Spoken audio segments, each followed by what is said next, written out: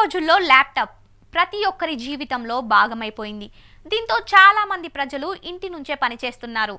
ఇది ఒక విధంగా మంచిదే అయినప్పటికీ ఈ గ్యాడ్జెట్ వాడకాన్ని బట్టి ఉంటుంది. చాలా మంది ల్యాప్టాప్ను ఒడిలో పెట్టుకొని పనిచేస్తుంటారు. ఇలా చేయడం వల్ల చాలా ప్రమాదకరమైనది అని చాలా అధ్యయనాలు చెప్తున్నాయి.